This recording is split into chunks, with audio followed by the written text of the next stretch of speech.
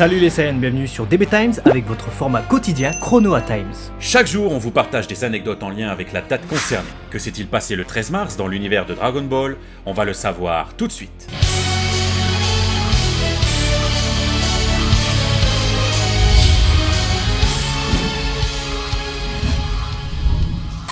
Le 13 mars 1991, c'était la première diffusion de l'épisode 82 de Dragon Ball Z au Japon. Déjà, on peut commencer par dire que le titre ne fait pas que spoiler pour une fois. Le public japonais était habitué à ces titres qui spoilaient totalement l'épisode, mais là, il fait aussi du mytho.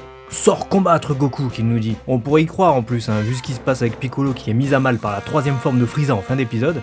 Épisode d'ailleurs qui se termine avec un magnifique plan qu'on pourrait qualifier de Harmony Cell, je pense, puisque le plan se fige et nous évoque une peinture. Maintenant, la technique de dessin et de colo est plus classique ici puisqu'il n'y a pas d'aspect crayonné. Cet épisode récèle en tout cas d'une grande banque de répliques cultes. Car oui, pas mal de répliques prononcées par les personnages dans cet épisode réapparaîtront souvent dans les jeux vidéo, à commencer par celle de Piccolo. Normal, il n'a pas tant de moments glorieux que ça au final, à mon grand regret.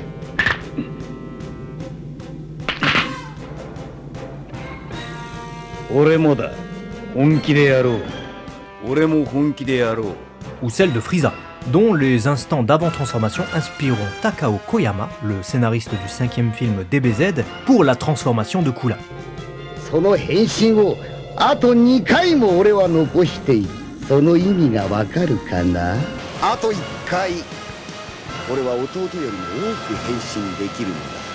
光栄に思うがいい。俺の究極の変身を見られるのはお前が最初で最後だ。 Les deux personnages sont en plus incarnés par le même seiyuu. En parlant de seiyuu, Tenshinhan, qui était incarné par Hirotaka Suzuoki dans les années 90, n'a pas sa voix habituelle dans cet épisode. Ah bon? Il était enrhumé? Non, enfin Suzuoki-san peut-être, mais Tenshinhan lui allait bien. Enfin il allait bien, il était dans l'autre monde quand même, mais je sais pas si on peut dire qu'il allait bien, mais il avait hérité en tout cas de la voix de Koichi Yamadera, seiyuu que l'on connaît très bien car c'est... Beerus! Ouais, mais faut que t'arrêtes de faire ça, Koichi Yamadera incarnait donc Tenshinhan le temps de 2 épisodes en mars 1991, et nul ne savait qu'il deviendrait le dieu de la destruction Beerus 22 ans plus tard. Et aujourd'hui, c'est un seiyuu extrêmement renommé qui a gagné de nombreux prix. Vous le connaissez pour le rôle de Ryoga dans Ranma 1/2, Ranma Nibun no Ichi, Spike Spiegel dans Cowboy Bebop, ou encore Ryoji Kaji dans Evangelion. Et franchement, il est plutôt bon sur Tenshinhan. 海王様ここまでパワーアップしたピッコロならフリーザに勝てるのでは À moins d'être un spécialiste, on peut ne pas griller tout de suite qu'il a changé de voix. Ouais, c'est un maître en la matière. Je suis passé maître en cette technique.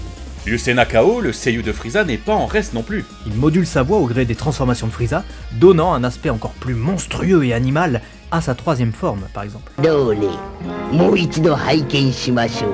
Ou bien encore plus viril et brutal pour la deuxième. 貴様ら光栄に思うがいい。この変身まで見せるのは貴様らが初めてだ。 J'ai hâte qu'on découvre sa forme finale dans un Chronoa Times en tout cas. Et ça fait mal? Goku le dentiste est le 6e épisode de DBGT diffusé pour la toute première fois le 13 mars 1996 au Japon. Autant dire que si vous n'aimez pas aller chez le dentiste, vous n'avez pas aimé. C'est pas vrai, contrairement à ce que le titre laisse penser, je trouve qu'on ne souffre pas du tout dans cet épisode, il est même plutôt léger. Notre trio de héros se retrouve sur la planète Monmas, une planète habitée uniquement de créatures gigantesques. En tout cas, démesurément plus grandes que sur Terre.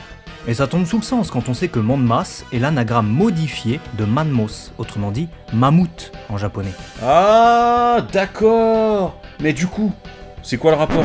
Les mammouths sont gigantesques pardi. Ah ouais, bien vu en fait. Bref, une planète de géants donc, où se trouve une Dragon Ball, mais comme dans tout scénario d'aventure, tout ne se passe pas comme prévu. La Dragon Ball se retrouve coincée dans une pomme, et de fil en aiguille, Tuto coutu. le géant de l'épisode la mange, et la Dragon Ball se retrouve alors coincée maintenant dans une dent carriée. D'où le titre. Goku finit par la récupérer, en arrachant la dent carriée, avec un Kamehameha des familles, Attends quoi? et le trio récupère la Dragon Ball. C'est aussi dans cet épisode que Pan, qui s'était déguisé en abeille, se fait enlever par de véritables abeilles qui la prennent pour leur reine et qu'elle trouve alors des bébés abeilles trop mignons. Oh, trop mimi, qui sont mignons les bébés. Si vous avez déjà regardé la série Dragon Ball GT, ou même ne serait-ce que feuilleté des magazines des années 90 qui en parlent, vous avez forcément déjà vu ce géant. Déjà car il apparaît dans l'opening, donc il y a forcément eu des posters ou des images d'illustration, mais aussi et surtout car il a été créé par Akira Toriyama et apparaissait donc sur cet illu promotionnel sorti en 1995 avec le Weekly Shonen Jump numéro 52. Mais quel magnifique poster n'empêche. Le gros changement par rapport à l'épisode vient du fait que, sur l'illustration couleur, il y avait 2 géants, tandis que dans l'épisode, on n'en a qu'un seul. Le postulat de se cacher du géant était déjà là en tout cas. Et l'autre surprise, c'est aussi la date. Ah, 1995 Mais la série télé Dragon Ball Z n'était même pas encore terminée. Effectivement, il faudra attendre le 31 janvier 1996 pour avoir la fin de DBZ. Mais en décembre 95, les lecteurs du magazine Shonen Jump avaient déjà un avant-goût de la nouvelle série qui allait faire suite à l'histoire adaptée du manga de Toriyama. Bien que cet épisode ne soit pas resté dans les annales au final, Pan Abeille semble être l'élément le plus représenté dans les médias parmi les nouveautés introduites dans cet épisode, et on la retrouve par exemple dans le jeu mobile Dragon Ball Z Dokkan Battle, où elle a droit à des cartes de combat, ou encore dans les Cardass, et plus récemment en figurines. Warau Vegeta, Ikaru Frieza, qu'on pourrait traduire en Le rire de Vegeta, la colère de Frieza. Et le titre de ce chapitre 266, qu'on attendait avec impatience depuis une semaine. Ouais, faut dire qu'on était resté sur Vegeta qui la mettait à l'envers à Frieza et Zarbon et avait trouvé les Dragon Ball. Dans ce chapitre, il fait encore mieux puisqu'il détourne l'attention des 2 extraterrestres polymorphes puis balance les Dragon Ball au loin. Tout en ayant habilement calculé la trajectoire. Il est fort. Et il part les récupérer.